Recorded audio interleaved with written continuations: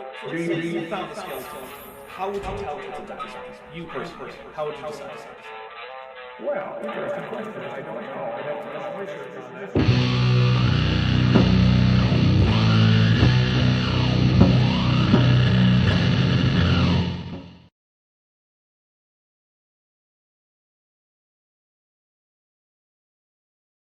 Hey everybody, I am Dapper Dino, as you probably know since, you're here on my channel. And I am here with Cindi Lincoln, Kent Hovind's ex, and the person who he's now been officially convicted of assaulting. And so we're here to talk about Cindi Lincoln's experience. Now, I do want to start out by saying this has nothing to do with anyone's position on anything like the age of the universe, evolution, human origins, distant starlight, anything like that. It has no bearing on the truth of any of Kent's claims, any of my claims, any of Cindy's beliefs. This is a separate issue. I want to bring it to everyone's attention because I think it's of public interest to people who are interested in Kent Hovind and what's going on at Dinosaur Adventureland, because I think, as we'll hear, it's not great. And I want people to be aware of the kind of place that they might be getting into if they decide to visit or stay. So, Cindi, why don't you say hi to everybody while I try to figure out how to give you permission to record on Zoom, because I don't know how to do that. Okay, or we'll just do your plan where you can send it to me later. Okay. I appreciate your opening comments.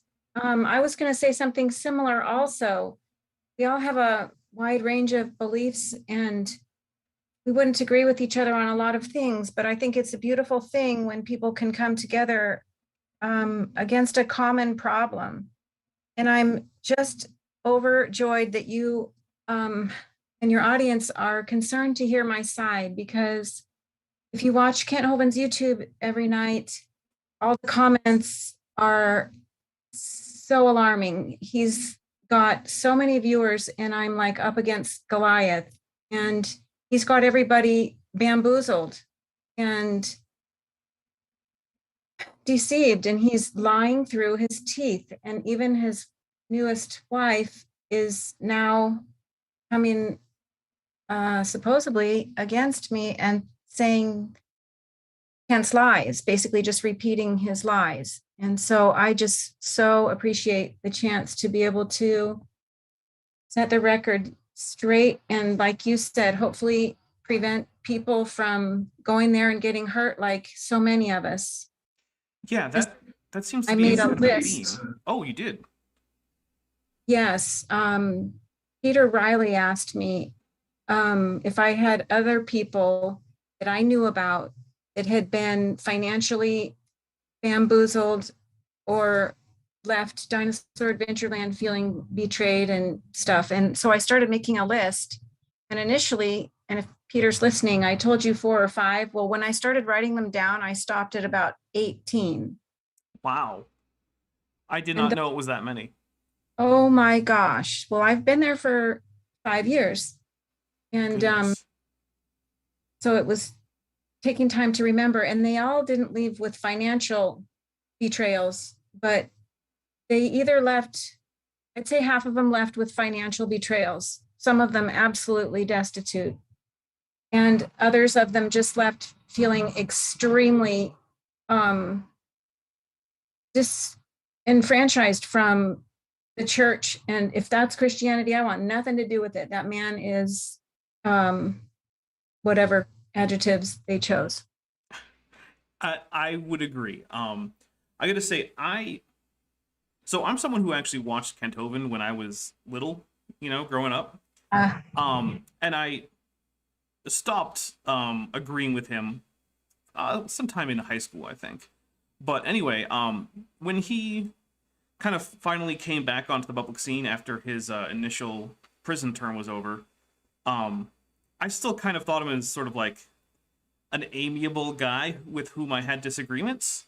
And Yes. All of that has been stripped away over the course of the last, I'd say, 18 months or so. And I'm just like, oh, no, he's not an amiable guy with whom I have disagreements. He's a lying cheat, an abusive person. He's basically running a cult.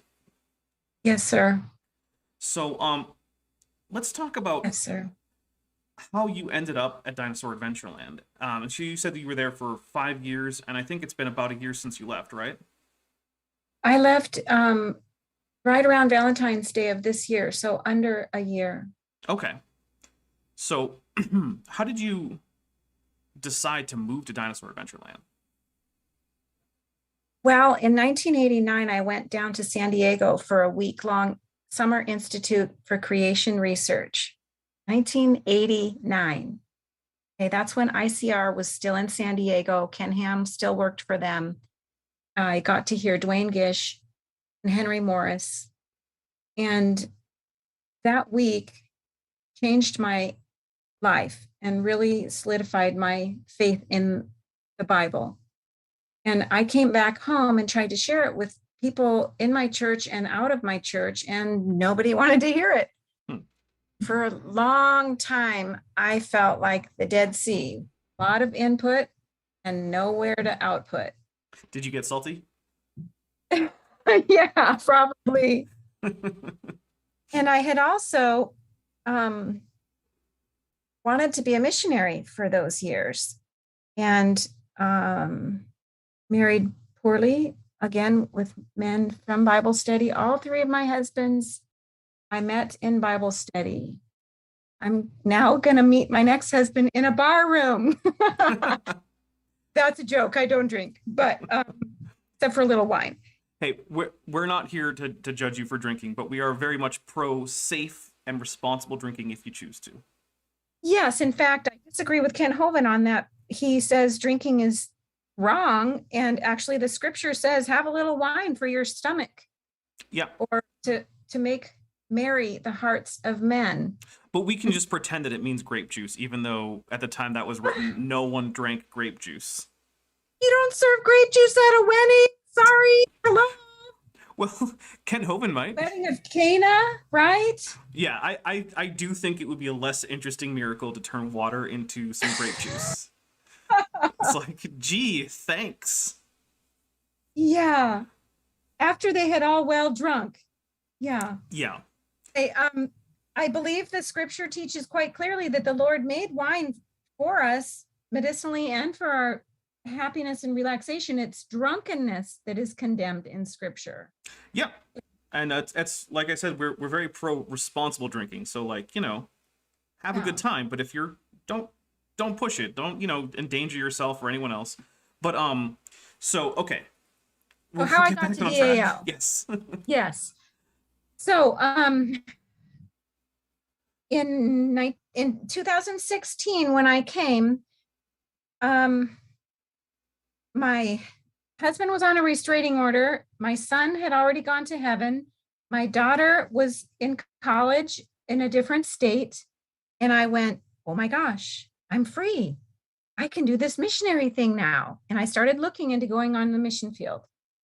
And at that time, I had a preschool in my home, and one of the mothers asked me to stop telling her little girl about God because the Bible was a fairy tale. And so I Googled Bible proofs, and I found Kent Hovind along with some other really cool stuff. Ron Wyatt, The Shroud of Turin. And I started becoming addicted because it was obviously much of the same material that I had learned in '89 from Institute for Creation Research. And anyway, ultimately, I visited for 3 weeks to find out if it was safe, as I had heard about his incarceration and blah, blah, blah. And I fell in love. I mean, it's a beautiful property.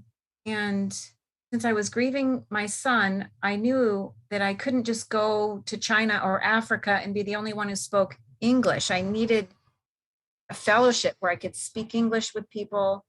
And I wanted a garden for my therapy. And so I went as a landscaper initially, and then as a credentialed teacher and a geography major, I ended up developing the Science Center displays and giving the tours of the Science Center, which was, I felt like the dream of my entire life. The Dead Sea finally burst open. Now, I will say something. I have taken a look at your tours, and I am currently working on a bit of a response where I'm going to hopefully very kindly and respectfully disagree. So Okay. that will be coming out in a few weeks here. So if you're interested, you could take a look, because I did notice at one point on Facebook, you did ask if anyone could refute Kent's amazing evidence. So I did decide that I would take you up on that, like Very good. 2 months later or something, because, you know, I've got a backlog of videos, but so just Yeah. now, Me like I too. said, I'm not trying to be combative in that. In fact, usually I'm a little jokey and snarky, and I'm even toning that way down, because you're someone who has been through a lot, and who I think is quite a wonderful person, and I don't want to come off as rude. So it's You know, I have the same thing. You know, I was married to Kent Hovind. I've got my snarky too, and I'm trying to chuck that out the dang window and leave it there. And AJ also told me that he did a rebuttal to my Science Center tour. And frankly, I wish I could be full-time online with y'all discussing things in a discussing manner with no snarky, no insults, no mocking. I hate that. well. And I'll offer a fairly open invitation. If it's something you want to do, I can find a time slot for it. yeah, I do.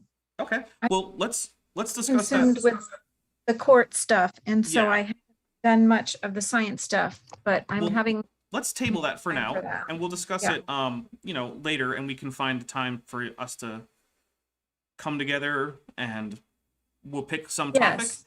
One of And the also, let me just quickly say, last night I watched Pelagia's series on Paradise Lost, Genesis oh Paradise, yes, because I was challenged to rebut that as well. And I also want to do Aaron Ra's Lies in the Textbooks. So I really, my heart is in That is- science.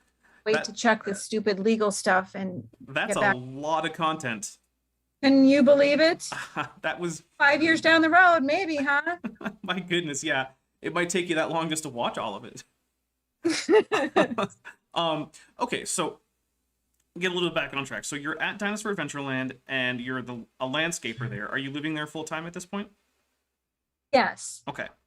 So after the 3-week introductory visit, I went home and I really wanted to move back. And there's a cool story behind that. But ultimately, I decided I would sell everything and rent out my home.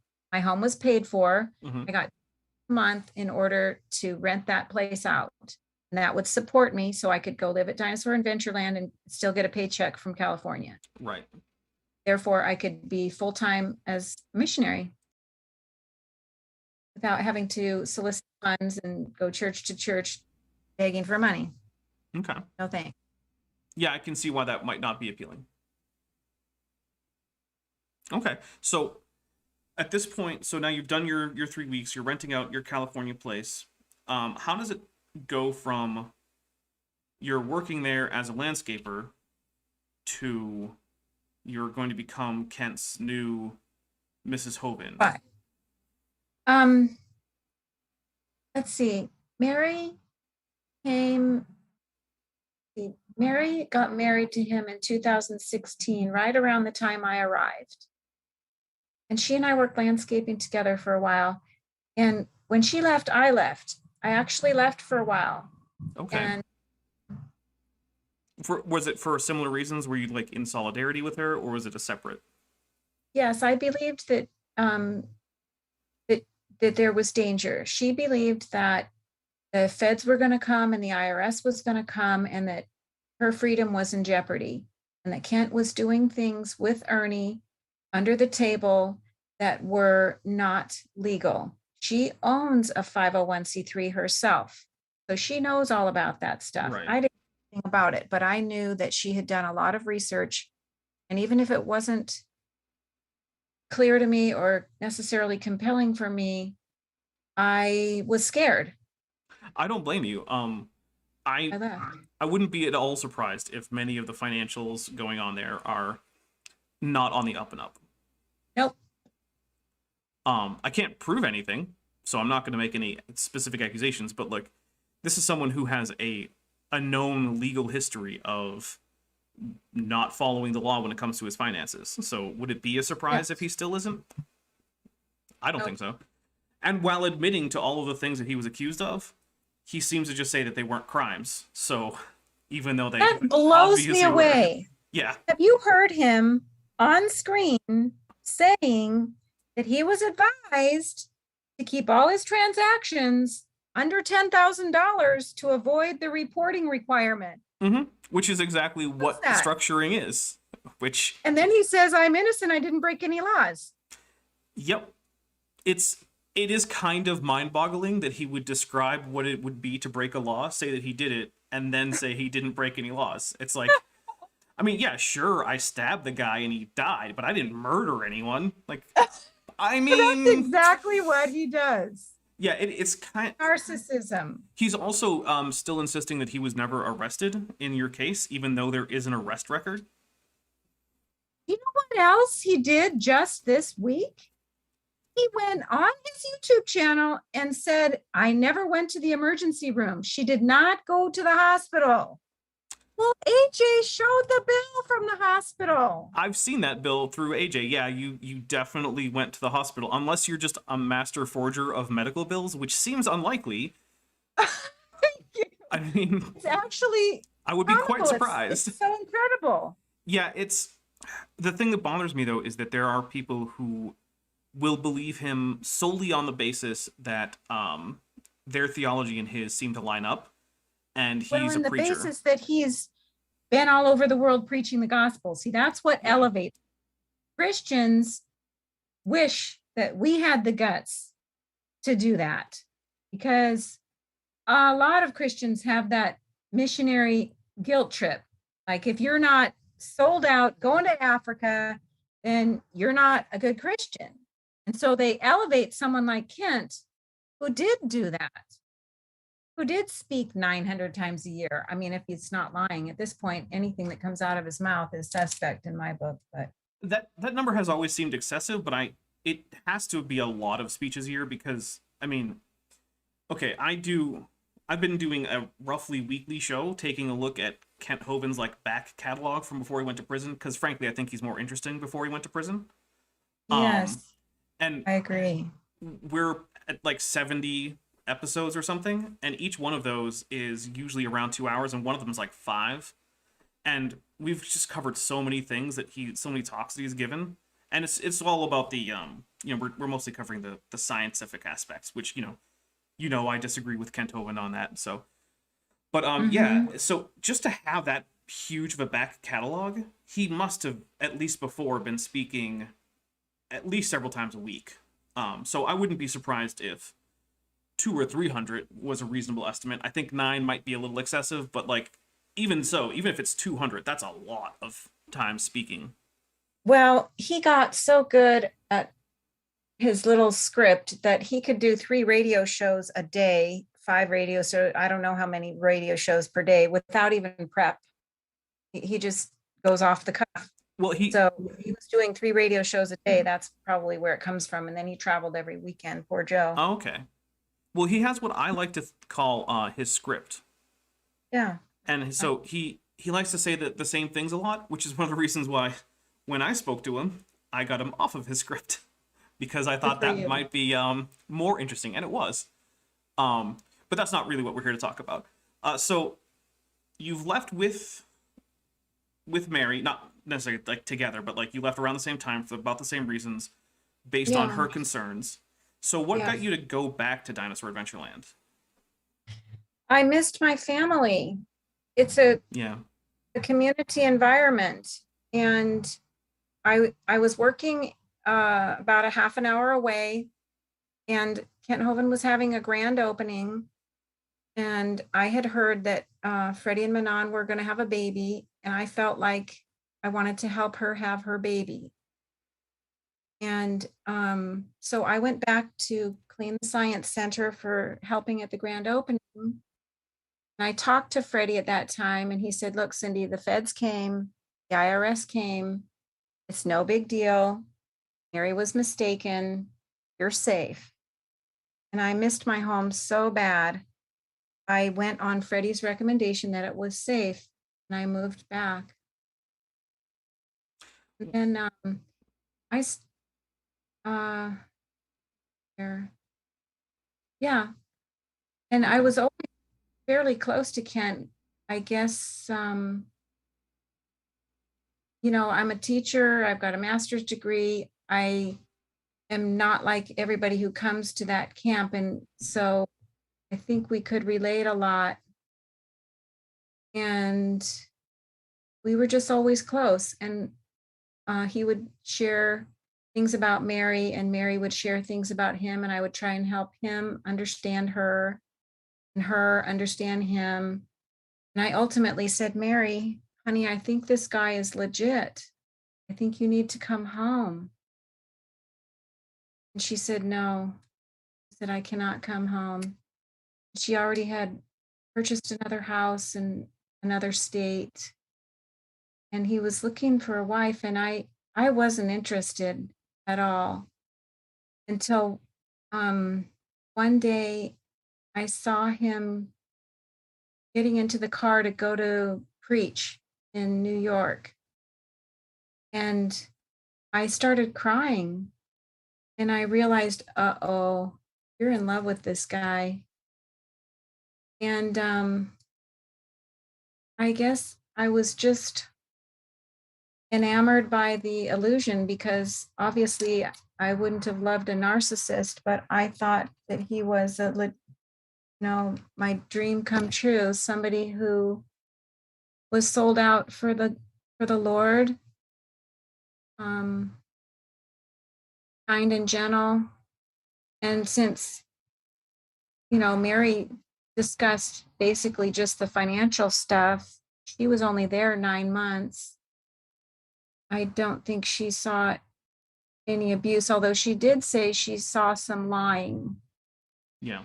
And that would have been an alarm for me, but her interpretation of lies for me, I could give, there was enough doubt that I could give benefit of the doubt. Yeah. Well, I do want to say that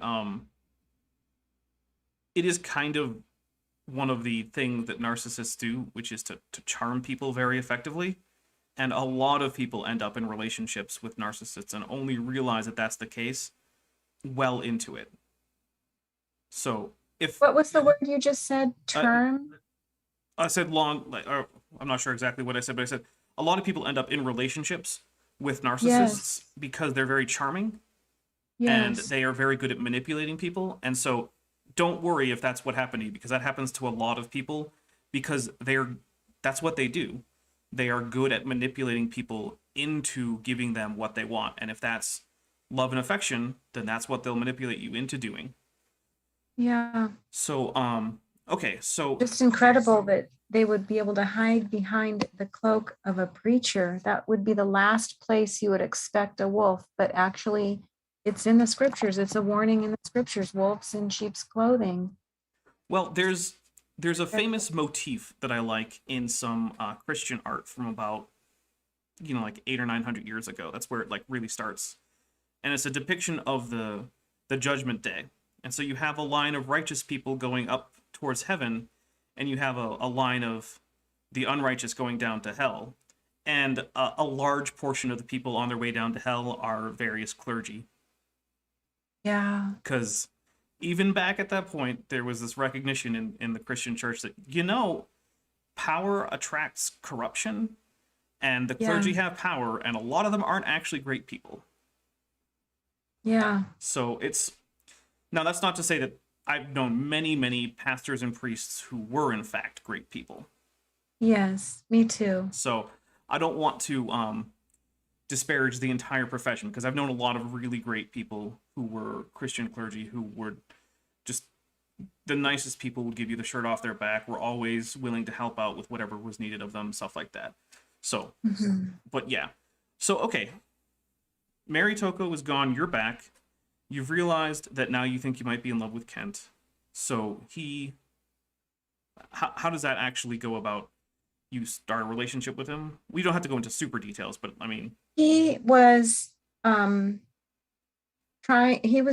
had given up on making Mary come home, and he was looking for another wife. okay. I told him, I think you need to stay single or seek to be reconciled to your wife. And he said, I'm not going to stay single. That should have been my first flag, that he was not, he didn't submit himself to the word. But Yeah, he has taken a fair bit of criticism in certain circles for getting remarried so many times. oh, he marriage is like, Seems like it's changing socks for him. wiping your butt. Well, I wasn't going to go there, but sure. Yes, I'm going to go there because I am just really, it's not the way it's supposed to be. Mary, I do want to let you know, you're not watching the chat, but we have had a whole lot of support for you. Just about everyone you. here, of about 81 people right now, have expressed you. their support for you. Some of them have pointed out that while they disagree with you about things like science, they absolutely think it's horrible what Kent did to you. So, yeah, there's a lot of support. So you are, you're someone who I think all of us have decided that it's far less important about our disagreements, and it's far more important that we support people who have been done wrong by. It means so much to me. And, the church hasn't done that. I've tried to get on Christian shows and they aren't interested. And there's very few Christians that will stand up against Kent Hovind. They're all like, well, I don't want to lose my home, or I don't want to say something negative, or I don't want to be involved. And it's like, well, where the heck does that leave me? No, I think that that's tragic. it's painful. I don't know what I would suggest there. But It's I'm not glad. a solicitation for advice. It's just an appreciation for, and it's also like Kent Hovind has no business insulting an atheist. And like AJ said to me, he said that I treated him like a human. And where does Kent Hovind get off with his mockery, Anyway. So, okay, let's fast forward a little bit. I don't think we need to go through the entire process of, Okay. you starting a relationship. So eventually you got married to Kent, and just for the sake of, I want to clarify for everyone, he hasn't been legally married since Joe. Is that correct? Correct. Okay. And I didn't want a legal marriage because with his $500,000 lawsuit from the IRS, or not lawsuit, judgment. Okay, he owes the IRS $500,000. And I didn't want them coming after my California property, if Right. we're legally married. So Okay. we got married. I said, that is my property. It is sole and separate. I will not commingle those funds. My father always taught me never commingle those funds because this is not my first rodeo. Marriages do not always work out. And I knew if Kent Hovind got a hold of my property, he would spend it all at Dinosaur Adventureland. And then I'd have to ask him if I could go get a piece of bread, please. Right. And I wasn't going to forfeit my stuff. So, yeah. That is something I want to ask you about, because it seems like I've heard other people who've left Dinosaur Adventureland on not very amicable terms, to put it mildly, that a lot of times when people arrive, they are encouraged to give essentially all of their wealth to Dinosaur Adventureland under the promise that, well, you've got a home for as long as you live here, only to then later be kicked out. Booyah. Okay. Now, I did not, when I came back the second time, I told Kent Hovind up front, I am not going to go to the morning meetings. I am not going to go to Bible study every night. I'm not going to work 80 hours a week. I believe that I already showed you that I give a lot, but I'm going to have my own personal time.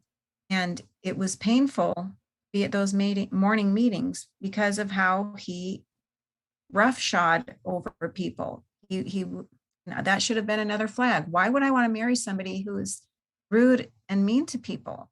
Yeah. Or not necessarily mean, rude and dismissive and inconsiderate and uncaring.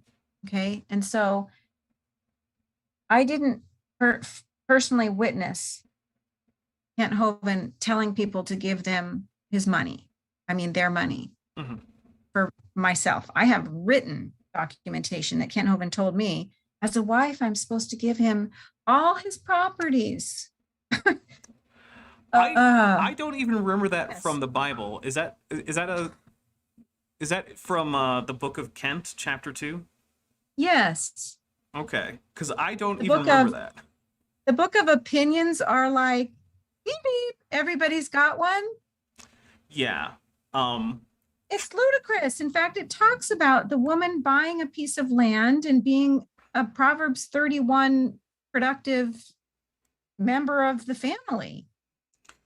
She buys a vineyard, and anyway, no, it's completely oppressive, and it's one of the major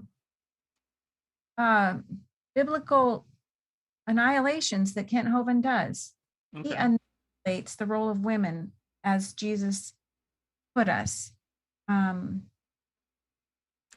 was reading something that Father Charles, I don't want to call him father, but I don't know how else to identify him. He just made something in Robert Beatty's Kent Hovind's Worst Nightmare about the role of women. And this is something that actually our marriage counselor pointed out. The marriage counseling session that Kent recorded without either one of us knowing. He said, look, in the book of Genesis, the woman is also given dominion. They both together make the image of God. It's not that the man bears the image of God and the woman is his little black Sambo.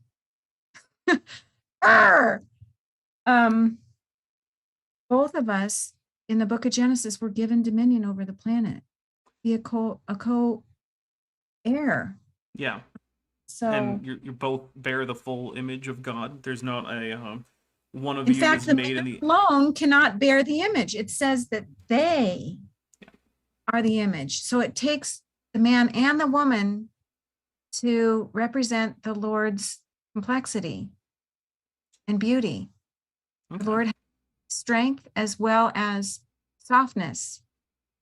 So, want to get on to the timeline again. So when is it when you have your marriage ceremony with Kent? Like month roughly? July 20, 2018. Okay. 2020. And then so I left right before our 3rd anniversary. Okay. So what was it that first made you think, hey, this is not really what I signed up for? Where did the trouble kind of start? I know exactly when the trouble started. So the first year of our marriage was one of the happiest times in my life. And Steve Lynn was gone at that time.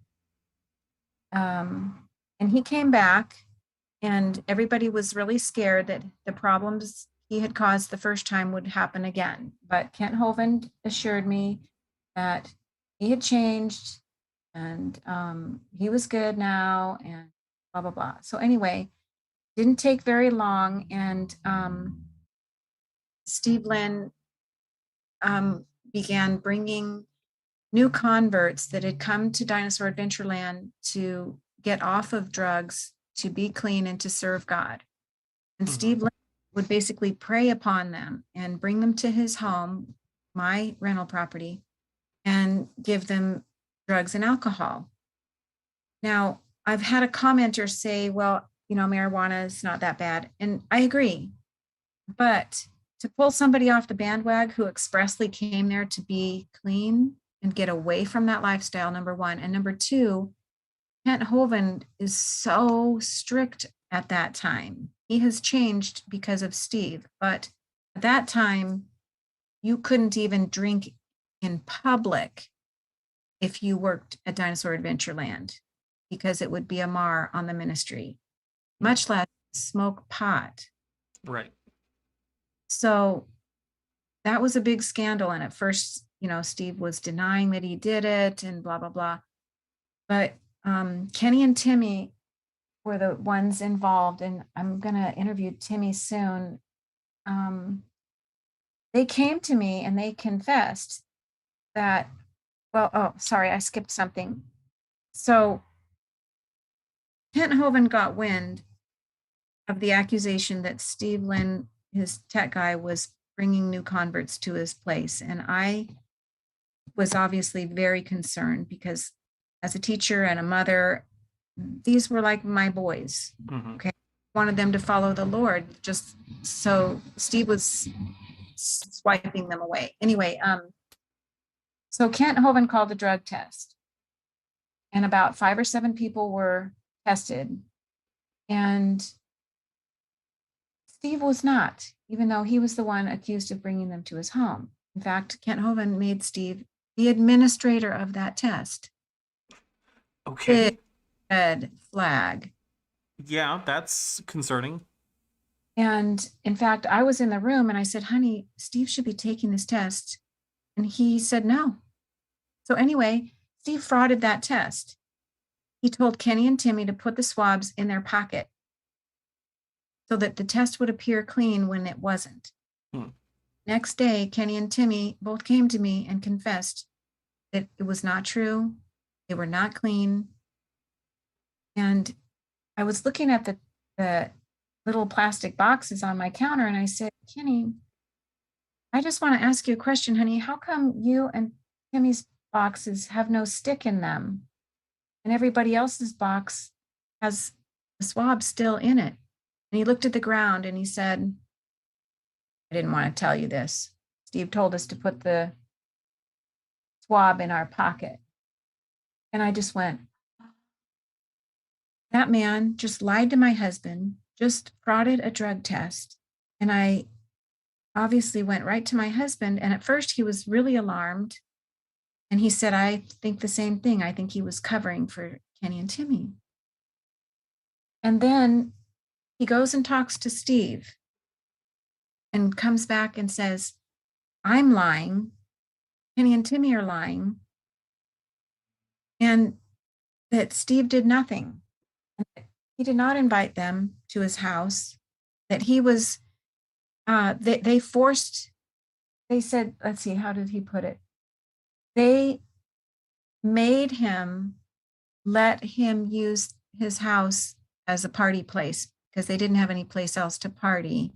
And that he was back in his back bedroom while they were partying, studying for a test. Oh my goodness.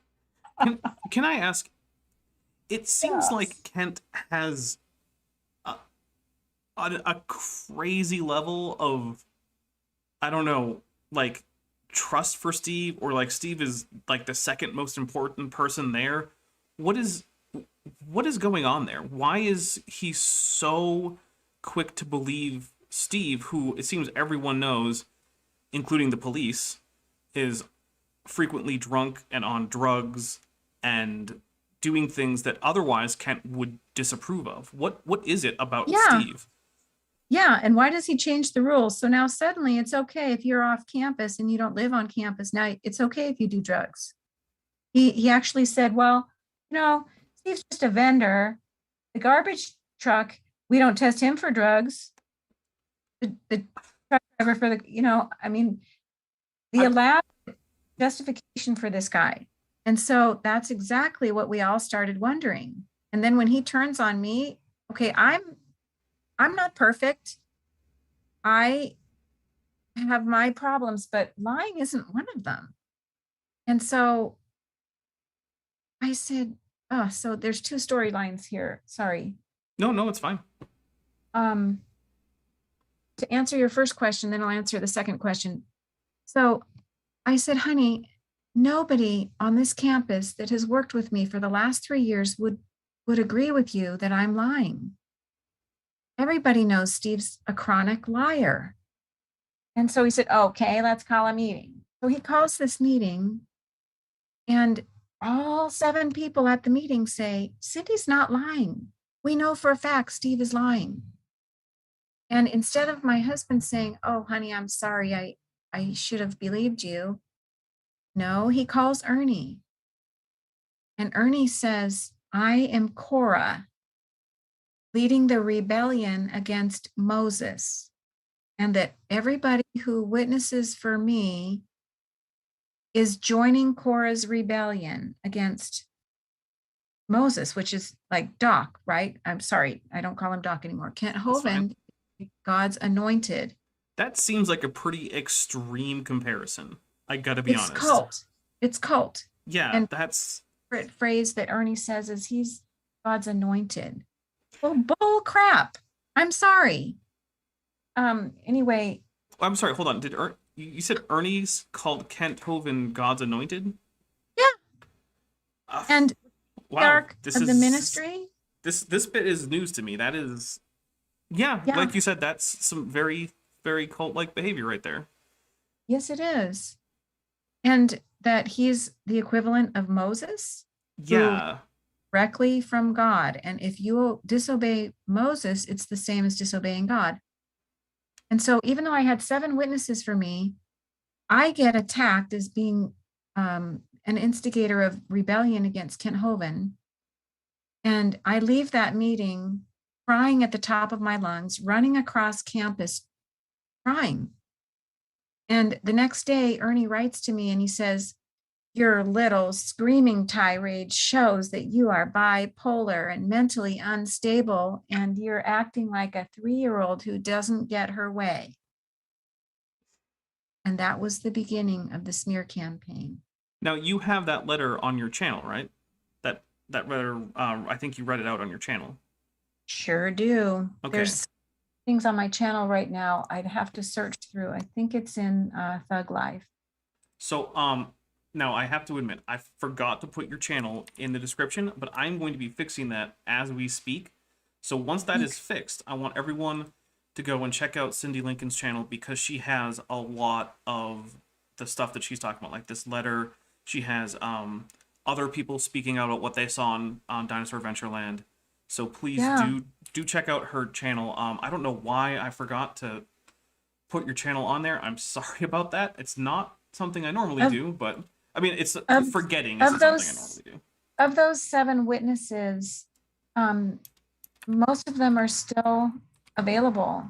Some of them, like Mark Stoney, has his own channel, and he was one of the first to come out against Kent Hovind. And he was also accused of joining Korah's rebellion and threatened to be kicked off the next day. Now, is he the Lies of the Devil channel? No. Theo was... Oh, that's Theo, okay. 2016. Oh, by the way, Cindy's channel is now linked in the description, so please, I want everyone to go and check it out. Like I said, there's a lot of stuff on here. It's an Eastern Orthodox priest, Father Charles, that Cindy mentioned. He has a bit there about what he saw at Dinosaur Adventureland. There's the letter from Ernie. There's also... I did a dive on it a little while back, and I was just like, oh my goodness, this is worse than I had thought, so... Yeah, it is worse than I ever imagined. I think the letter from Ernie is in the 4-hour documentary called Thug Life. Well, bring some snacks then, everybody. Yeah, I know. I'm so sorry it's so long, but I don't know what to cut out. I mean, there's so much. Some audio recordings of Kent. After he started recording me, so he started trying to record me so that he could prove that I was bipolar and discredit my witness, because he knew he had to maintain that cover for Steve, and Ernie obviously is involved. I don't know if it's a money grab. I don't know if there's blackmail. I don't know if they behave like some kind of a mafia ring. There is some shit happening between Kent Hovind's inner circle that they are going to do anything to discredit my witness. And that's why I've written my will 3 times in the last year. That's why I have a protective order, because I am a whistleblower and they are going to do everything in their power to discredit me. Yeah, I think we want to make that very clear. Look, there's currently a protective order against Kent on Cindy's behalf, and as far as I know, it doesn't even have an expiration date on it. No, sir, it does not. So And there's three of my properties, because he's harassing my witnesses as well. yeah. So right now there's an indefinite, which is unusual. I don't for those who aren't perhaps from America, which I have plenty. At least in the U.S., things like protective orders and restraining orders usually have an expiration date. It's Yeah. not very common for a judge to simply say, yeah, for until we reconsider this matter, if we ever do, this order stands. So that's The judge was very concerned when I told him I had written my will 3 times and that I was a whistleblower. yeah.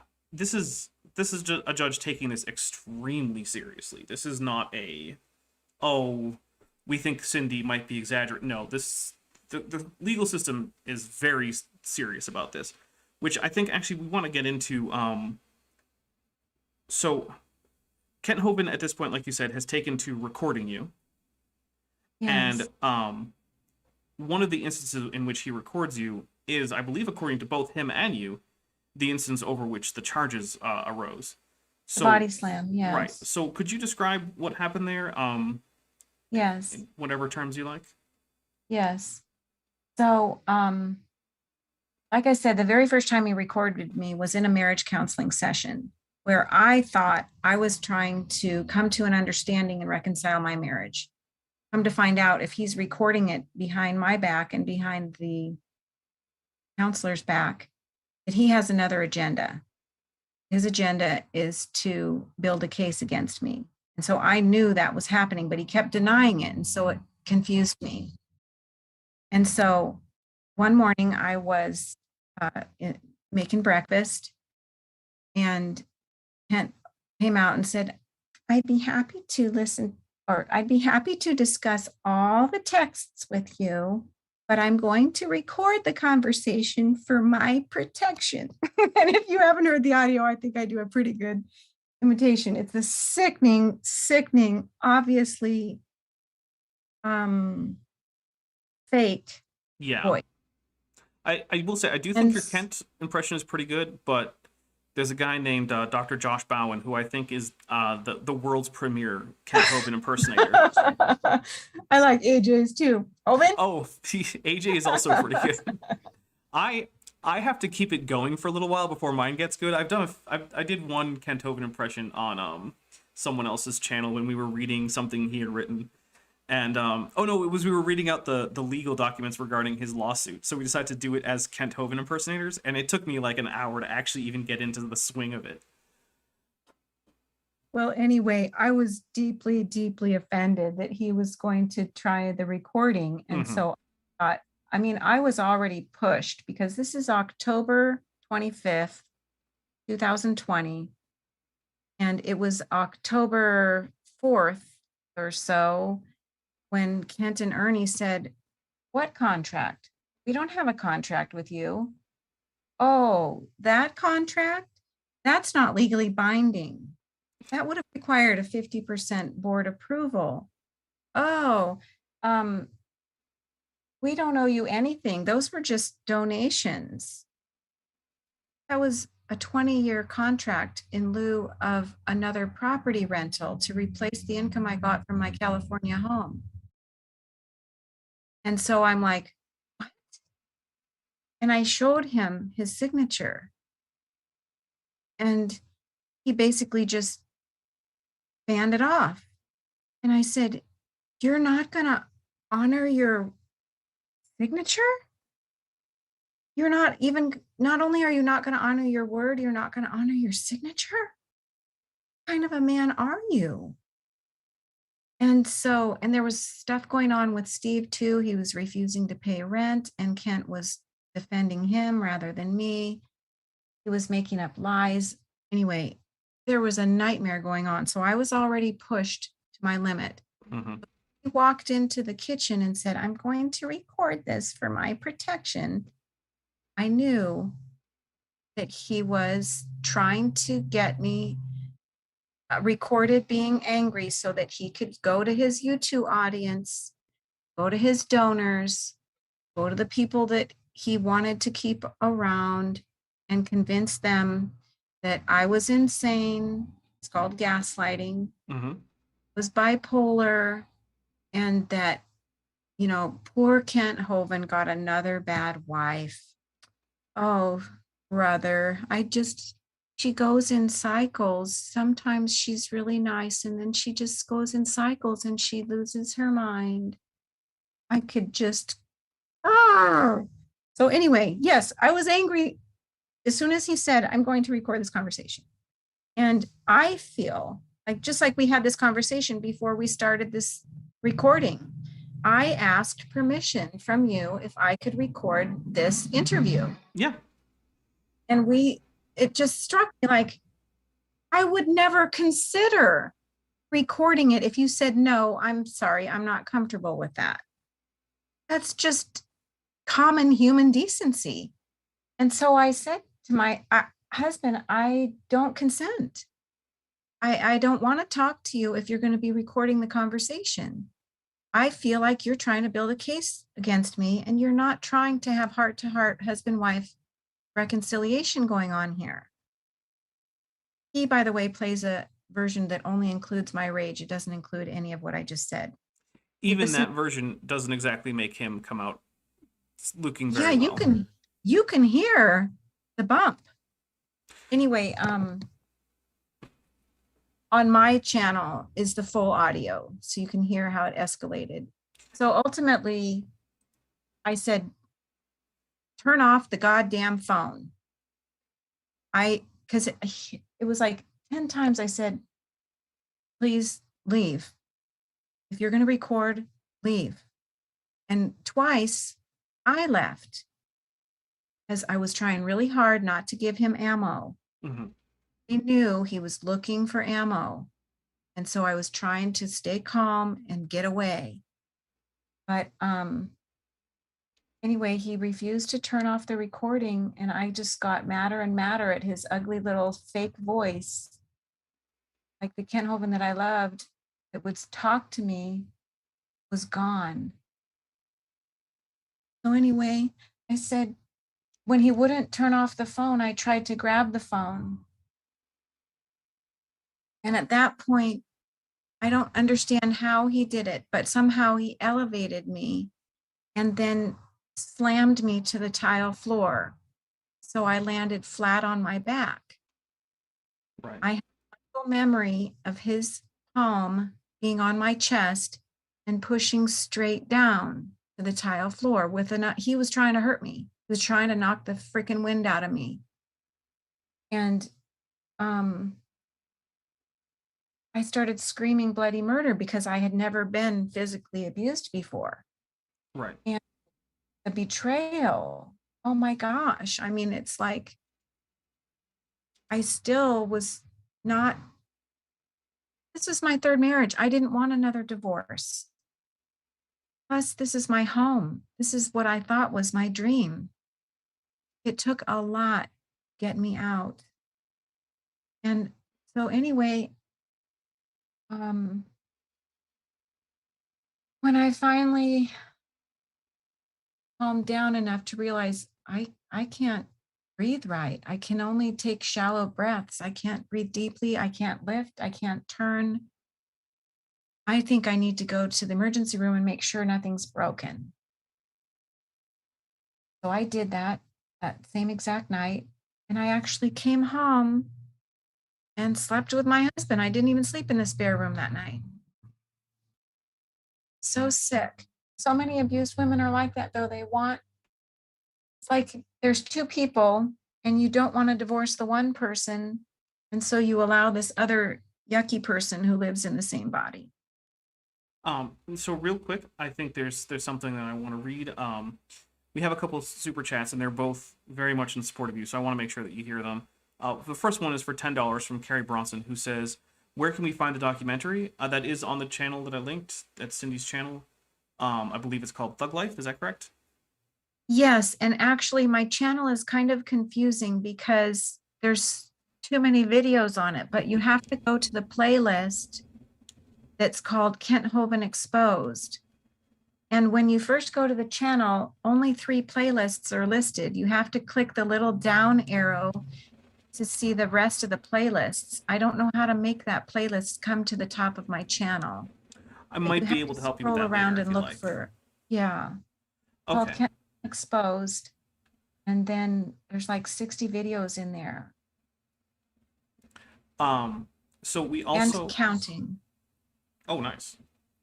Yeah, Also, I have a lot more stuff I want to put out. Carrie Bronson continues, also consider this another statement of support for Miss Lincoln. If I can do anything more, you have but to ask. Oh, that's so And sweet. yeah, and for $2, My Unfinished Journey says, mad props to Cindy with a heart. Thank you. So yeah, like I said, even before you came on here, I noticed that my audience had a whole lot of support for you because, before I actually, scheduled you to be on here, I said, hey, I'm going to try and talk to Cindy Lincoln, and so that's when, I noticed that there was a lot of support for you as a survivor of this abuse because, I mean, look, it's not okay. It like I've said, it overrides any kind of disagreements. But now Yeah. the hospital trip, and you also, I believe, saw a chiropractor, right? Yes, so the hospital did x-rays and tested me for internal bleeding. Okay. And both of them were negative, but a hospital basically only looks for broken bones. And even though I didn't have any broken bones, I knew something was wrong. And I had been to chiropractors on multiple occasions. And when I went to the chiropractor, there were like 14 different adjustments that he had to put bones back in place. Mm-hmm. And so I was familiar that chiropractic knew a little bit more about that than a regular hospital. And so the records from both the chiropractor and the hospital were submitted into court. This is now like part of the case, right? Yes, in fact, my district attorney made a huge deal out of that. We actually submitted several copies. I went to the hospital and I said, I need an official copy. They said, we don't know what you're talking about. And so actually the district attorney who works for the county or the state went to the hospital for me and said, we need an official copy so that I would not, he said, you can't go to court without an official copy because of like what you said, there would be a small chance that I would be frauding a document like that. So, right. And so one of the things I want to point out is in the initial judgment, Kent is ordered to pay for these medical bills. And he's also going live claiming that you were never in the hospital, despite the fact that there's now public record, a conviction against him in which part of his sentence is for him to pay your hospital bills for the hospital stay or hospital visit he says you never had. It's really bizarre. So on that drug bust that I told you about, that's when I started Googling for help. And I Googled, what do I do when my husband won't believe me when I'm telling the truth? And all this stuff came up about narcissism. And I'm like, oh my gosh. But one of the things about narcissists is they will continue to deny even when you show them evidence. You can show them the hospital bill and they will still keep their same narrative. It's crazy making. It is crazy making. It really is. And it can be it's like flabbergasting the level of dishonesty that and blatantly obvious dishonesty. It's not like if you were saying, oh, I don't think it was that bad, I think that Cindy encouraged the chiropractor or whatever to exaggerate, that would at least be within the realm of possibility. But instead we're just going with, nope, there was never any hospital visit, I was never arrested. And it's like, well, there's all these publicly available court records saying otherwise. Doesn't matter. And he's tried both. He has also publicly stated that I told the chiropractor I was body slammed and they just wrote down what I said. Well, that's bull crap. He's like what do you call it? Not investigating. Can't think of the word, but he's investigating my body. A chiropractor, he uses his thumb and he goes down your spine and he investigates like the rib joints and the sternum, where the ribs connect in both the front and the back. He knows where the bones belong, and he can tell you, oh, that one's out of place, that one's out of place, that one's out of place. And he wrote what he saw, and he also documented inflammation. So this is not just, oh, here, let me write down this fairy tale that Cindy's telling. No, he's examining my body. Yeah. And his chiropractor report states that my injuries matched my story. He said that if I would have just fallen, so Kent has changed his story 4 or 5 times, okay? But originally, he said I tripped on the rug. I've heard that story, yeah. And the chiropractor said, you know, if you would have fallen, just you and gravity, that creates a certain amount of force that could do a certain amount of damage. But the damage I'm seeing would have to have more force than just you and gravity. Right. Which is what I'm saying. He had his hand on my chest and he pushed me straight down with force. And part of the guilty verdict was intent to harm. He had intent to harm. He was pissed off at me because I wouldn't play his little game. Well, that is another thing that can happen a lot with narcissists, is that they can get very angry when you aren't giving them what they need or what they want. Yes, which is very strange because in general, Hovind isn't like that. I've only seen him lose his temper that time and when he body slammed a 13-year-old boy. That is something I did want to ask you about, was that you said that there was a 13-year-old boy, something with his rubber band shooting exercise. Yeah, Mary and I were both there. He was married to Mary at the time, and the YouTube room was full. There were probably 10 witnesses. Mary's the only one I could remember. But this little boy, we were having fun. All of us were shooting rubber bands at each other. And this little boy shot his rubber band and it hit Kent in the face near his eye. And Kent was like instantly on the boy. He was all the way across the room and he just instantly flew across the room and slammed that little boy down. Again, exactly like me. It was flat on his back.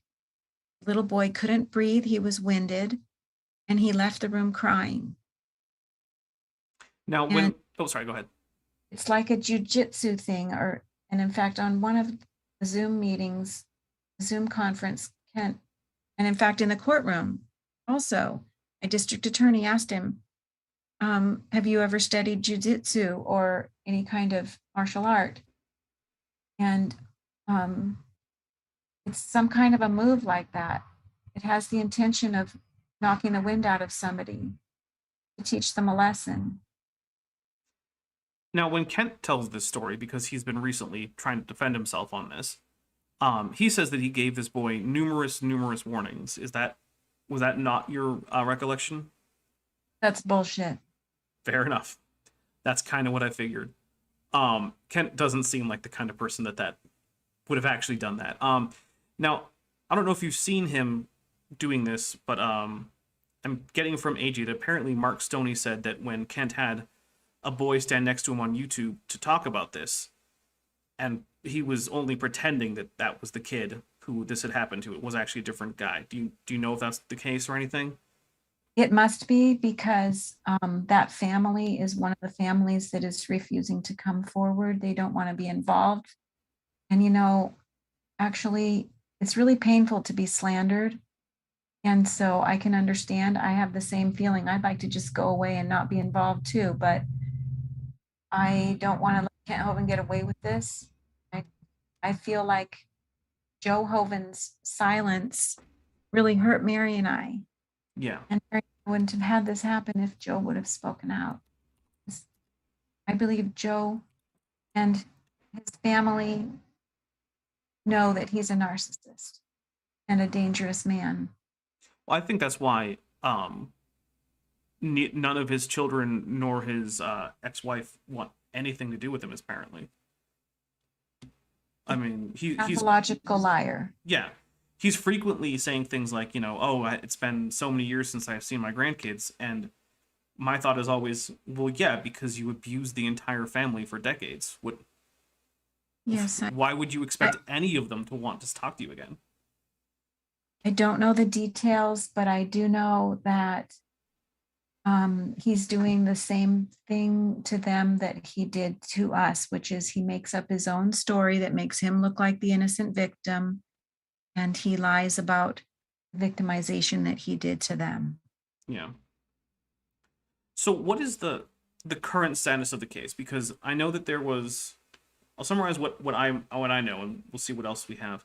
As far as I know, there was a conviction, and the Yes, sir. sentence was that a number of days ago, Kent Hovind was supposed to report for a 30-day stint in the county jail, and then he was to have a 1-year suspended prison sentence, a 1-year unsupervised probation to repay you a number of, basically reimburse you for all your medical costs.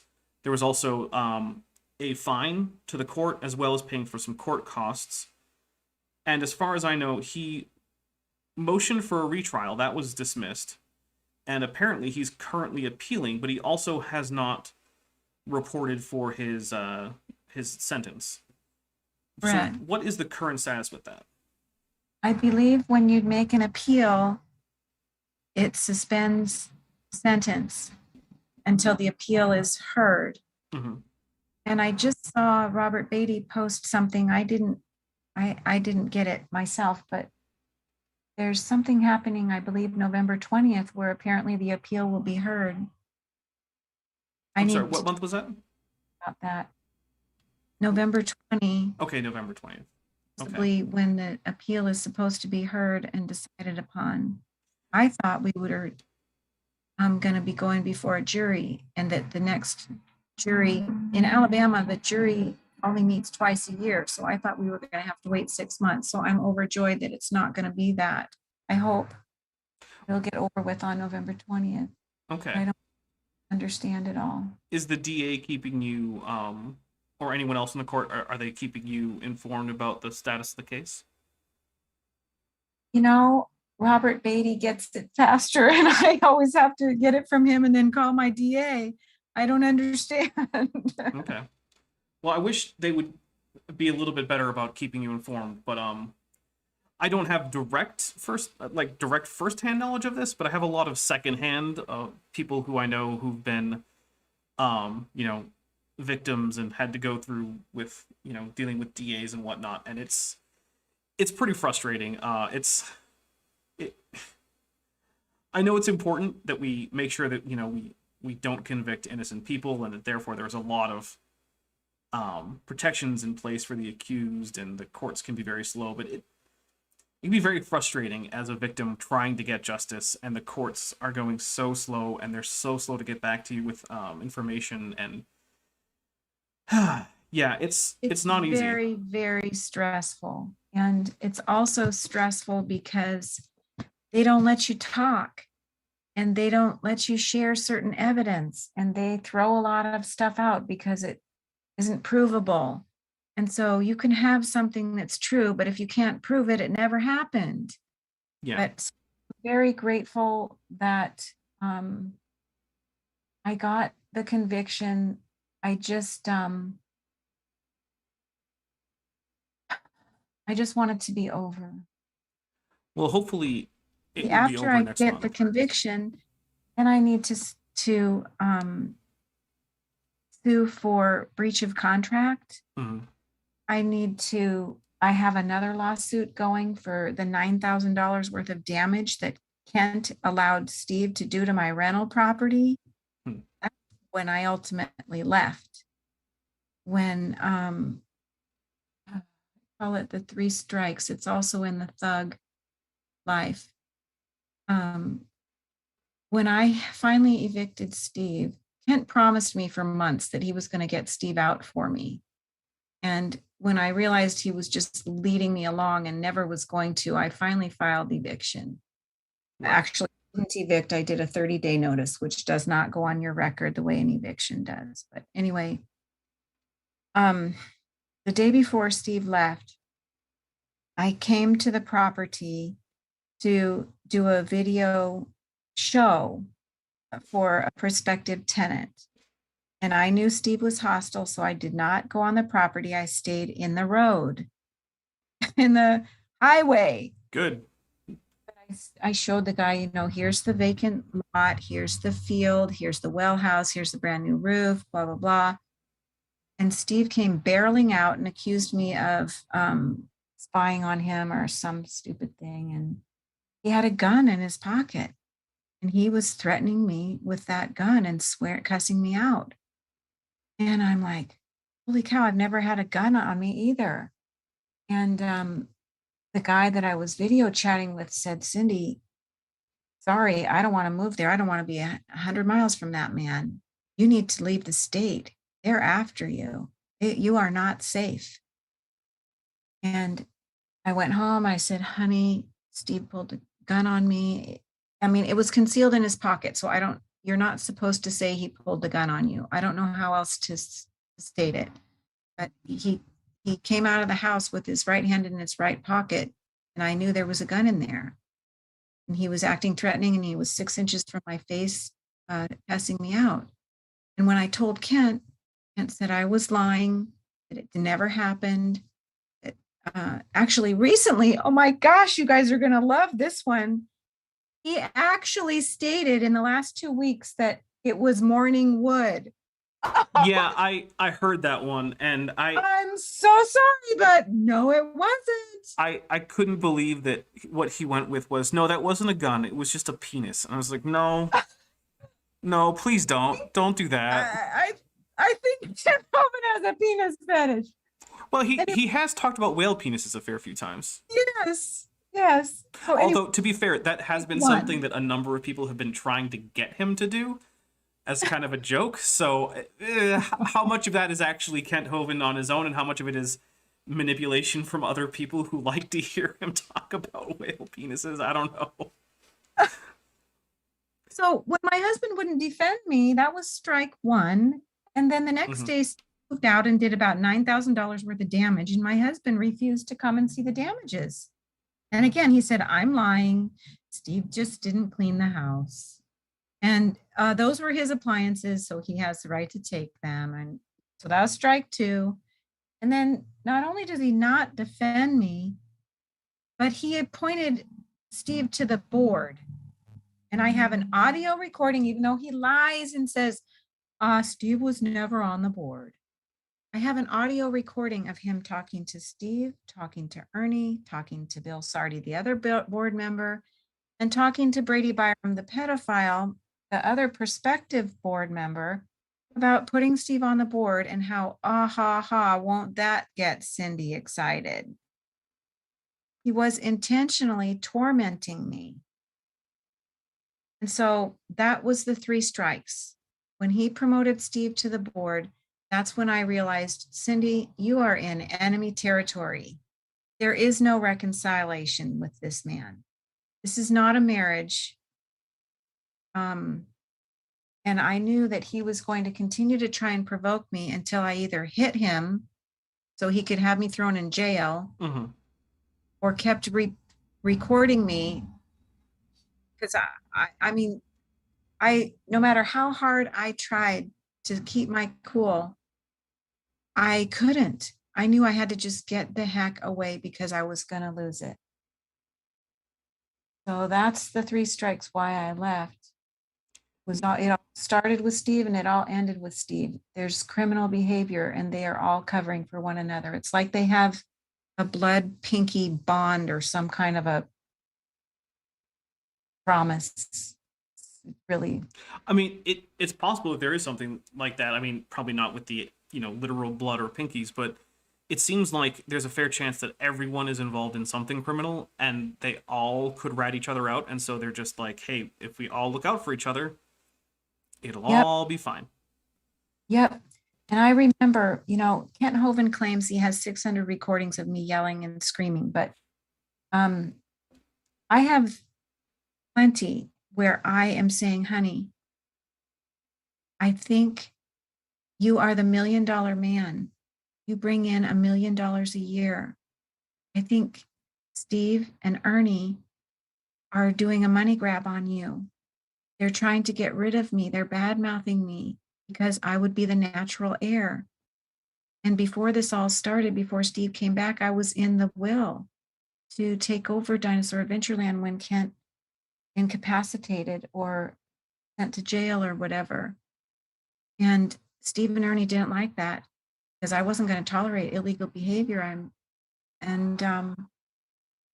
I think they were trying to get rid of me because I'm the heir. And I calmly and lovingly explained that to my husband. And basically all that did was add fuel to his fire against me because he was not an innocent victim. He's part of it. Yeah. He's in on it. Well, all of that seems plausible from what I know of Kent's legal troubles in the past. Because let's not forget, while Kent only now has 2 convictions, he was also indicted for mail fraud and conspiracy while he was in prison still. And the only reason that ended up getting not ending in a conviction is because in the trial there was a juror who was there who was already a fan of Kent Hovind and hung the jury, and the state decided not to retry. So when the only person sticking up for you in the I actually don't know. All I know is Kent said it was just for mailing a letter. But like I said, I don't believe anything that comes out of his mouth anymore. He was recorded in prison threatening court officials regarding his conviction. I thought he said that it was misconstrued as a threat when in reality he was just praying that the Lord would help him with his enemies. That does sound like the kind of thing he would say. I've heard the recordings. That is not how I would take them. Okay, that's It's also very interesting. Yeah. I don't doubt you for a minute. Don't doubt it for a minute. So yeah, this is someone who almost certainly should have been convicted 3 times. Yeah, this is. So what I want to say is, if you're someone who is watching this and is a fan of Kent Hovind, which I know happens, I know that I get some Kent Hovind fans on this channel, and they're welcome here. Please come watch more of my stuff. Engage respectfully. You can be a little snarky because I am too, but please come on. But what I want to say is, just like what Father Charles said on, which you can find that on Cindy's channel too, don't go work at Dinosaur Adventureland. It's a really bad idea. Do not go there. Yeah. Don't join the crew. And actually, I mean, even if you're just visiting, you're doing so at your own risk. And he has a trick, okay? This is what I saw in terms of how he gets their money. And this is what he did to me in the beginning. When you go to Dinosaur Adventureland, you will get a pet project, okay? Something that you would like to see. For me, I wanted that geodesic dome greenhouse to demonstrate the early conditions of the earth being lush all the way around. Mm-hmm. And so you go there and you have a pet project, maybe you want to build whatever. And he will get you all excited about the project, get you started working on it, and then say, oh, well, there's no money for that. Most people, they feel sorry for him and they want to get the project done because it's in their heart. And so they will go and buy it themselves. In the case of some of the people who were long-termers there, it wasn't a pet project, however, it was their livelihood. Yeah. So cabins were hung over like a carrot, okay? So you could get your own cabin and be promised to live there forever. And then you start dumping thousands of dollars into this cabin thinking this will be your home. This is where you get to stay and fellowship with other believers and work for the Lord. And then if you say anything against Kent Hovind, well, what are you going to do? Take the cabin with you? It's his property. Right, you donated that. Yep. And a lot of people, Joanna particularly, she gave everything and she's destitute right now. And on my heart to help people like that. Well, hopefully, at least someone might see this and decide not to go join up at Dinosaur Adventureland. I mean, I know it's an outside chance. This is not exactly, you know, the channel with the biggest reach out there. But yeah, if you are watching this and you are considering going and moving down to Dinosaur Adventureland, I cannot stress enough what a bad idea I think that is. And this is not me saying, oh, you know, it's you crazy Christians having your fellowship. No. Go have fellowship. Do all that stuff. That's great. Don't do it at a cult compound run by someone who is apparently a narcissist. It's really a bad idea. And if you really believe in Kent's message, buy the DVDs and give them away. But don't send your money to Steve and Ernie. That's where it goes. CSE, you know, Kent says, make your check payable to CSE. CSE Incorporated is owned by Ernie Land, and Steve cashes the checks. Okay? If I remember correctly, it's that CSE Incorporated is like what runs like the gift shop and the merchandise. And supposedly. And then there's a 501c3 that has apparently been established that is Correct. what runs the rest of the, I don't know, the campus. What noun should I use for that place? Yeah. Campus coming up on the super chat right about now. Well, so there's CSE doesn't exist. When you make your check payable to CSE, there is no CSE. Okay. They put it wherever they want. Like you said, there's a CSE Incorporated and there's a CSE Ministry. Right. A charitable donation receipt, you have to make it out to CSE Ministries, but they don't tell you that. Oh. That you're giving it to a ministry, but in reality, it goes into the Incorporated. Okay. Because Steve doesn't specify. That's one of the many problems. And boot that up with the fact that Steve has a corporation of his own called CSE and IT Productions. Really? Now that I did not know. So Steve is basically his own corporate entity, huh? Yeah, that's how he hides as well. Okay. When I evicted him, coincidentally, it worked out that was when I needed to be leaving. And so I moved in where he was after praying and doing an exorcism. Just kidding. I don't really do an exorcism. We definitely did pray. Anyway, the mailbox said CSE and IT Productions. And I went, that's fishy. Yeah. The power company pulled up and they were going to turn off my power. I said, what are you doing? And well, this guy didn't pay his bill for 2 months, so we're here to shut the power off. And I said, may I know who is on the bill? And they said CSE and IT Productions. And I just, and I've had 2 different secretaries tell me that Steve always goes into the mailroom and paws through looking for the checks. It's incredulous. It is absolutely incredulous. Yeah, look, it's not very often that I don't know what to say, but that's been several times now. I want to read this super chat, and then I think we're going to open up to some audience questions, if that's okay with you. Yes, sir. Okay, so for $4.99, Tyler West says, Cindi has no idea how much good she is doing by speaking out. Abusers rely on the silence of their victims. I applaud her bravery. Thank you. And thank you very much, Tyler West. I knew that I would get support for Cindi on this, but the level has just been amazing. So thank you guys so much. And we're going to open it to questions. I'm going to try and take the questions in the order that I get them, but I can't promise that I won't miss any. Your absolute best bet is to super chat.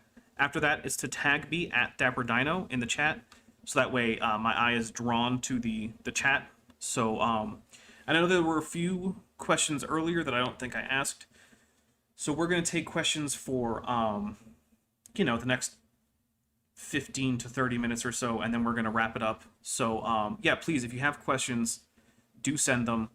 And Cindi, I want to say before we actually get to the question, thank you so much for giving so much of your time to not just me, but a lot of other people who want to talk with you about this, because it really is important. And I think we have our first question. So this is from AJ, Atheist Jr. Cindi, when Hi, AJ. our mutual acquaintance, when the attorney asked Kent if he practiced any type of martial arts, what did he say? I believe he being Kent. Oh dear. Some kind of a obfuscation, but I think he had to say yes, but he would have minimized the significance of it. Hmm. I would never do that to a woman. Yeah, he has said that, and it's like, well, I would like to believe you, but it's hard. This is from The demonstration, AJ and Pelagia did a video of a really long one, really recently, where they actually show Kent Hovind demonstrating what he did to that 13-year-old boy. Kent Hovind actually went on his YouTube and said and showed what he did to that boy. And it's an intentional body slam. Yeah. Our next question is from Trude Hell, who says, "Where is Cindi going from now on? Which are all the luck she can carry?" So, yeah, are you in a place where you're safe and a stable living condition and everything? I don't know. Okay. I'm living 5 minutes away from Dinosaur Adventureland. The restraining order prevents them from coming, I believe, within 1,000 feet. Okay. But I'm scared often. I bring important things with me everywhere I go because I'm afraid the house will get broken into or burned. But I spent about, a lot of money making this into a home for my mother and I never planned on leaving. But at this point, I feel like I need to stick around for the court cases. But after that, I might fly the coop, and somebody told me there's a chance I might be able to participate in the court cases remotely. So, well, courts have certainly been doing a lot more remote stuff in the past year and a half. yeah. So, in fact, even the Supreme Court was doing remote sessions, which that's not something I like to do. So that Awesome, because my witnesses are all wanting to get the hell out of here too. I don't blame them. I would also be pretty hesitant. We have a subscriber. Sorry, not a subscriber. A member chat, because you guys, if you do become channel members, which you can, there's a link down below. You do get occasionally to highlight your chats as a channel member. So from Vandalian1998, who's been a member for 13 months, thank you very much. He says, what made you attracted to Kent in the first place? And now are you like, what was I thinking? No, I would still be attracted to the man that I thought that he was. He was a great evangelist, I thought. He was he knows how to love bomb, and I fell for it. At the time, he was very kind, and he would listen to me, and he would apologize if he was wrong.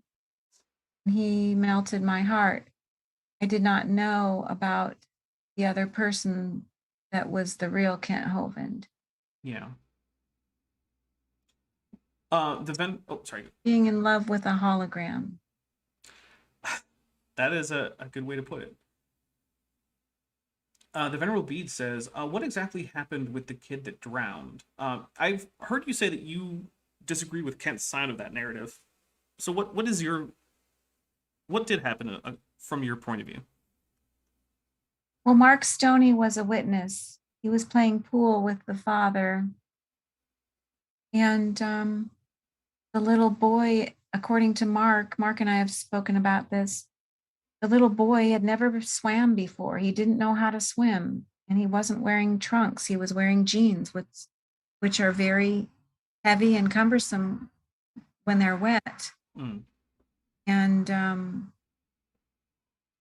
the story is that he bumped his head and got knocked out so that I don't know, but we all tried to do CPR on him. I did it. Gia did it. Bethany did it. And he just wasn't coming back to life. But I think what you're meaning about my disagreeing with Kent is that I disagreed with Theo. I didn't think it was correct to blame Kent Hovind for Okay. that death. Well, that is something that I've... People say different things. They say that there should be a lifeguard, there should be a roped off swimming area, but the area where he died would have been inside that roped off area. It was only 3 feet deep there. It was right next to the deck. Okay. And I think correct, it is correct to say that multiple beaches and lakes don't have lifeguards. And generally speaking, it's up to the parent to be watching their child. I do have a follow-on question that I want to know, which is that when Kent finally addressed this, because it was in the newspapers and it was finally getting back to him that people were asking, he said that the family was eager to return. Do you know if that's true?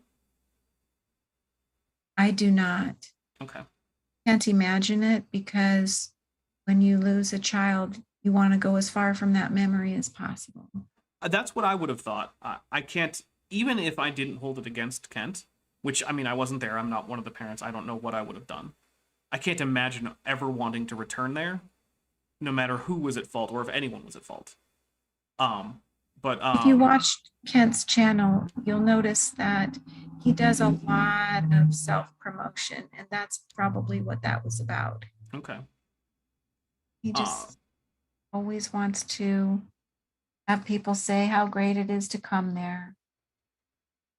You know, the Shrek line, compensating for something. For $5 from Charles Lane, does Cindy know what happened to people like Anna, Newton, Nick, Julie, and Julia, etc.? Yes, I do. Hi, Charles. He comments frequently for me. I just heard from Anna for the first time in a year, just this weekend. She's one of the ones that would remain quiet.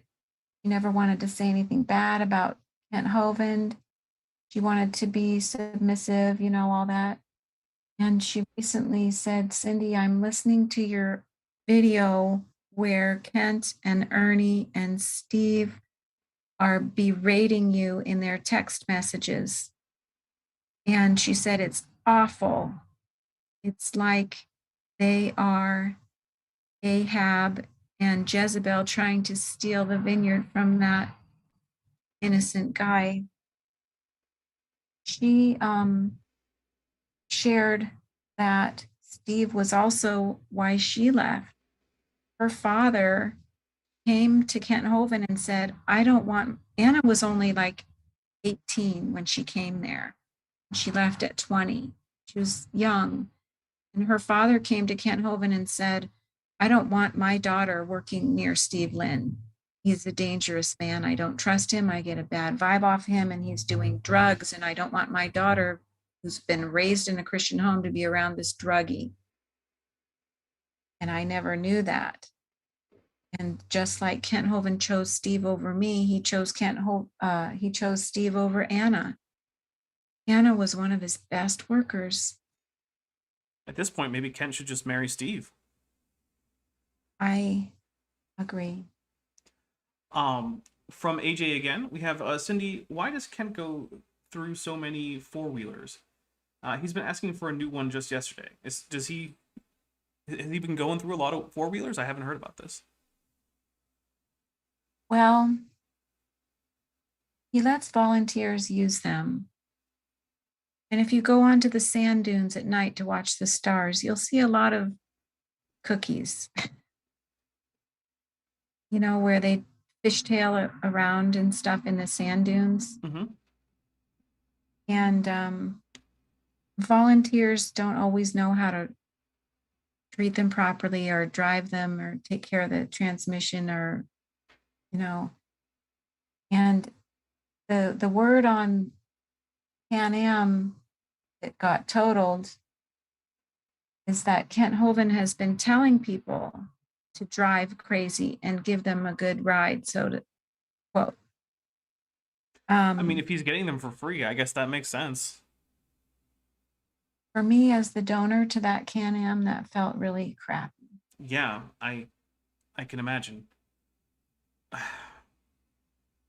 That's, I mean, let's be honest.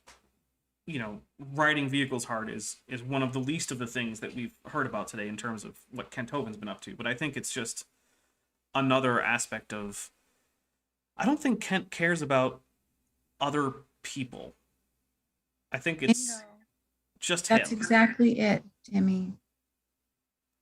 And he doesn't appreciate, and Mary said this too, and so has some other donors, where this one lady told me that she donated new flooring in the man cave and then found out that Kent hadn't made it water secure yet. It still got flooded.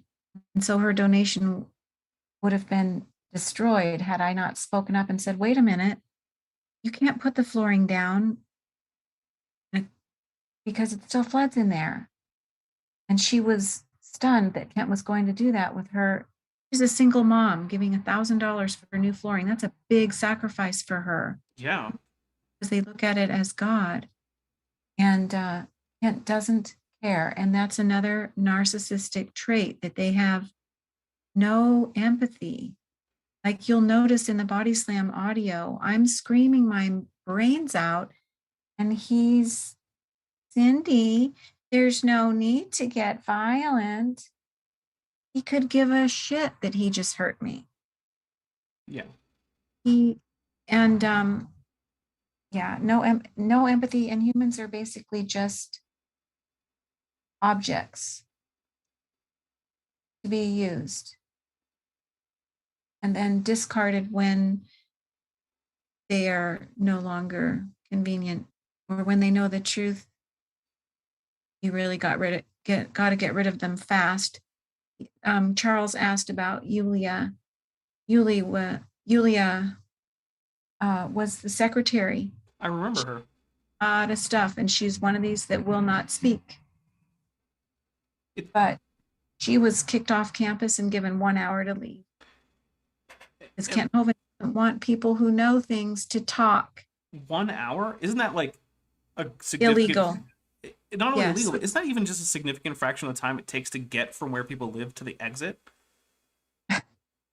Like, my understanding is it takes a while. Of furniture. My She had a goodness. cabin full of furniture. She spent significant amount of money. She was, kind of what you might call a high maintenance girl. She loved clothes and her shoes, and she had a nice wooden, bed frame, and I don't know how she got out of there on time. My goodness. Yeah, that's And not even same enough time to go, like, call a moving truck. Kent does not want the people who know about him to talk to the other people on campus. That's why, same with Jonathan and Bethany, when they left, he threatened to call the sheriff if they didn't get out. Vandal, oh, sorry, go ahead. If you know Jonathan and Bethany, they were like one of the most faithful workers. They gave their blood, sweat, and tears, just like I did, and significant amounts of money as well, thousands of dollars. And as soon as they say anything negative about Kent, he's God's anointed. If you don't like my leadership, well, then go start your own ministry.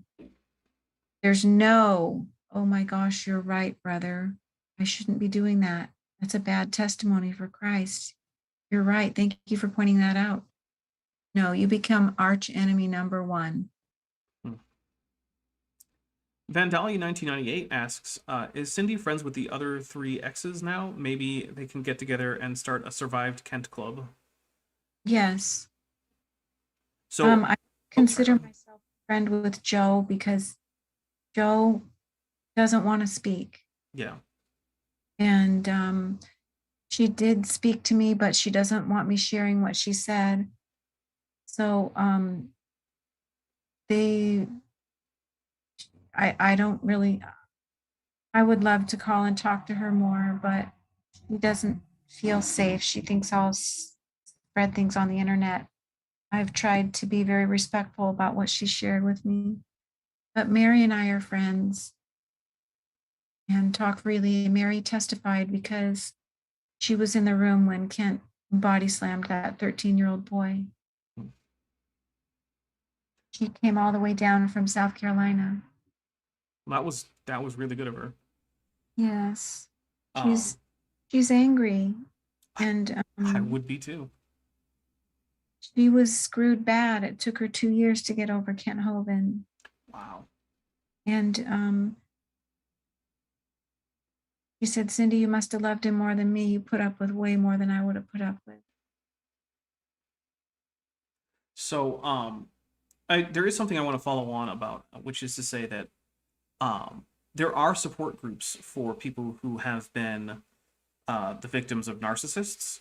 And Yes. I don't know if you've looked into that, but that may be something to look into because, like you said, it's been extremely disappointing to see the reaction from other Christians to this, which has basically just been silence. That's an understatement, Timothy. It actually seems like there was more objection to the fact that Kent Hovind was getting remarried than to the fact that he is now a domestic abuser. He's been violent. He's committed domestic violence. That seems to be less of a concern. And They to believe me, him that I'm lying.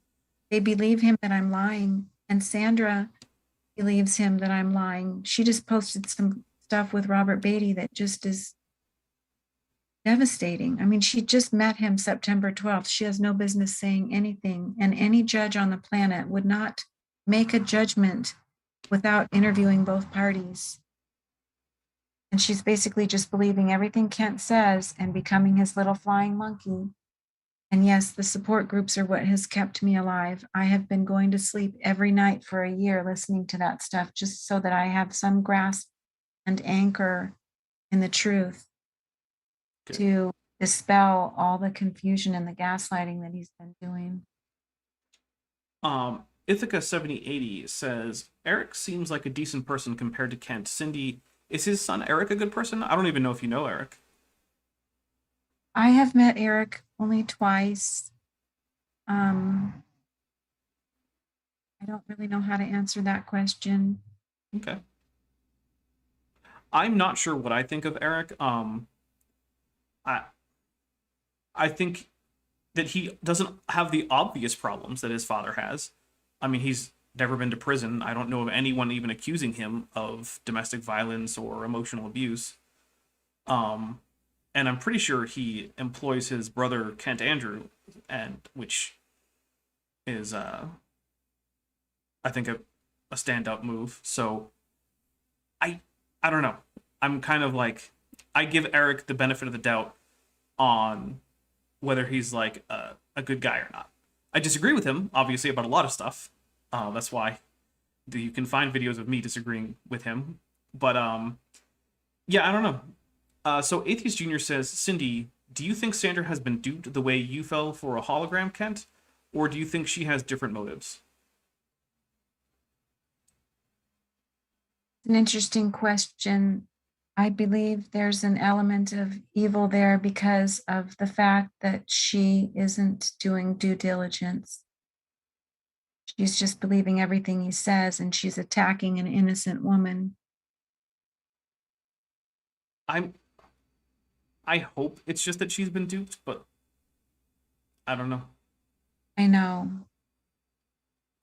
Let me 1 second. Let me see if I think my The other thing is that I'm angry at her because she didn't even have the courtesy to call me and find out if Kent was really free. I mean, at least I was in communication with Mary. I knew Mary wasn't coming home, that she didn't want to come home, and that Kent, I thought at that point that Kent was free. I found out just recently when Mary came to testify for me that she, even though she did have a new home, she was hoping that he would show up at her doorstep one day and say, honey, I'm so sorry. Can you please come home? And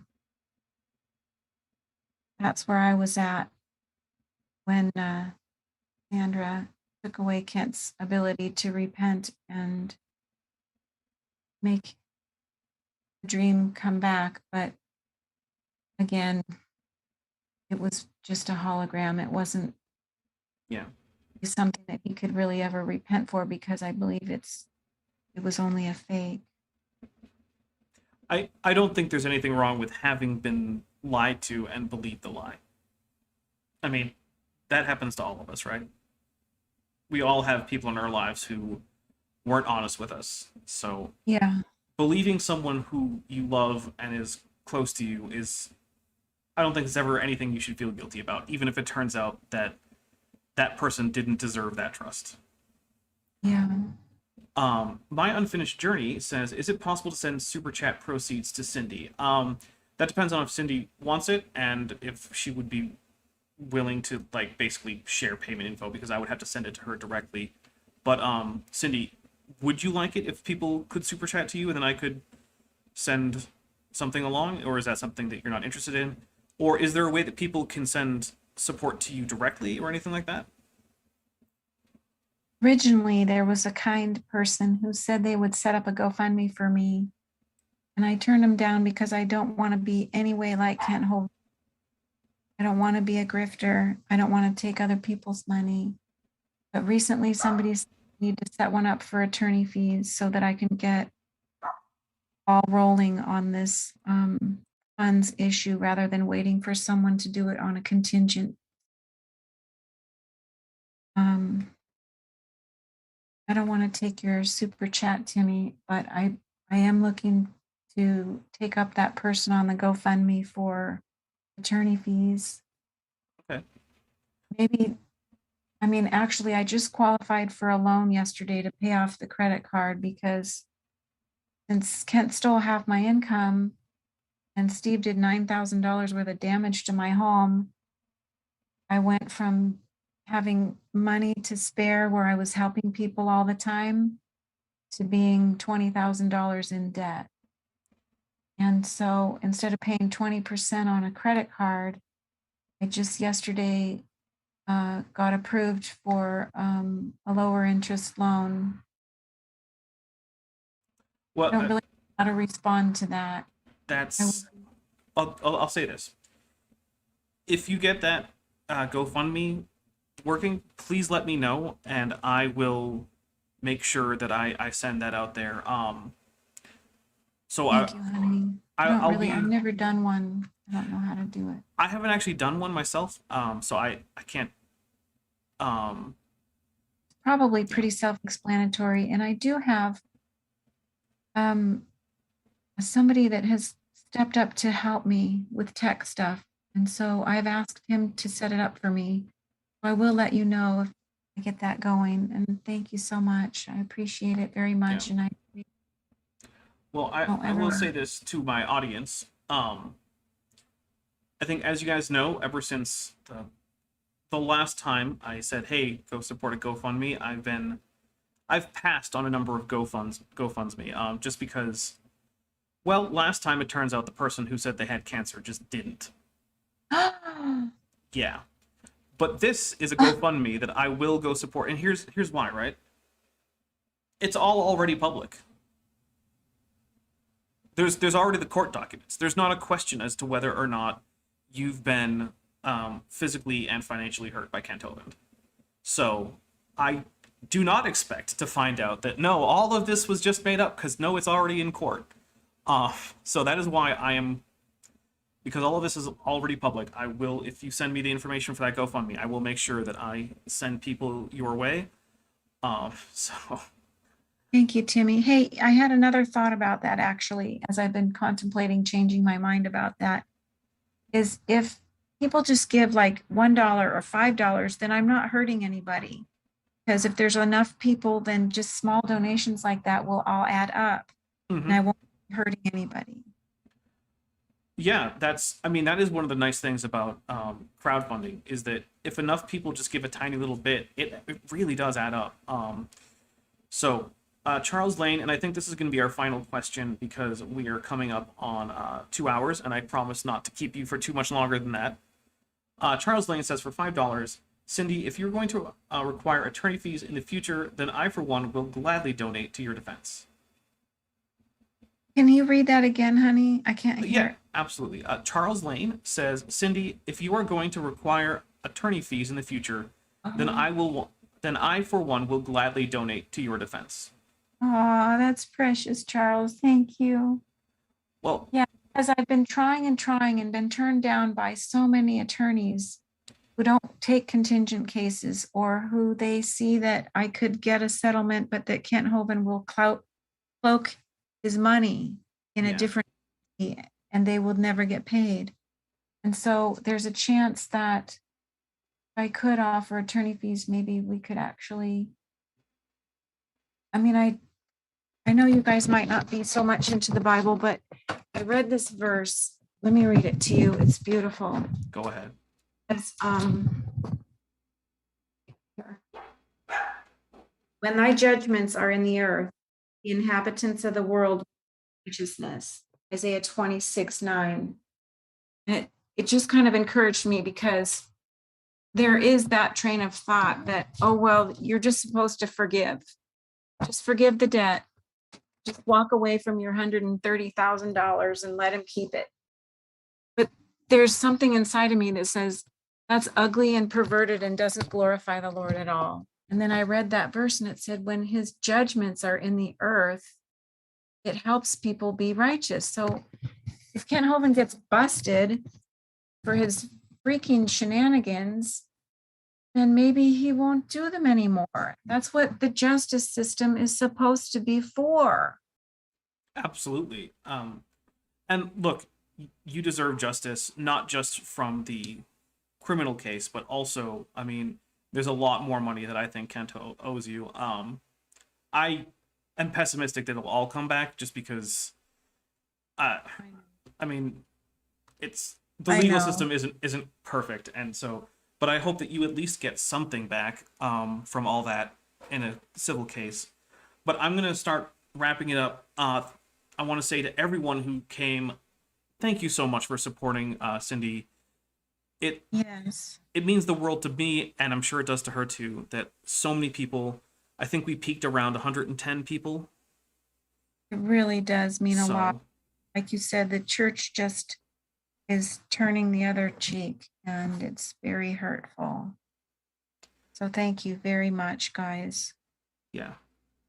Well, the only last bit I have is to say, hey guys, Monday morning, there's going to be a debate on this channel, and then Monday morning for me, it might be afternoon for you. I don't know where you live.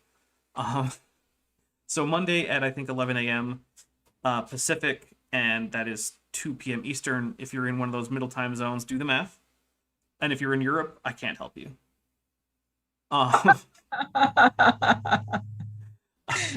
So yeah, please show up for that. That is going to be between Finding Truth and Dr. Dan Stern Cardinal.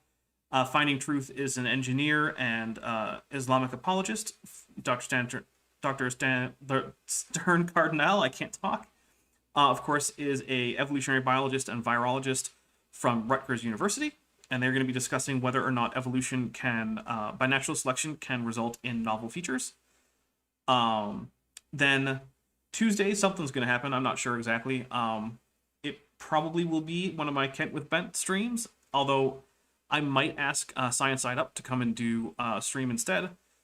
Then, not this week, but the week after, my Helping Cindi Lincoln with the Science video 1 it should be premiering.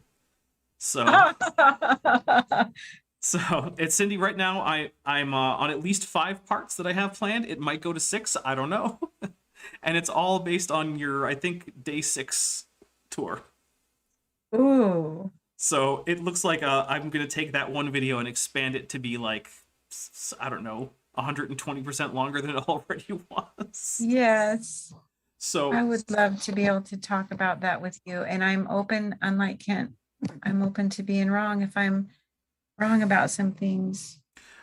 well, awesome. Cindi, is there anything that's coming up that you know of on your channel?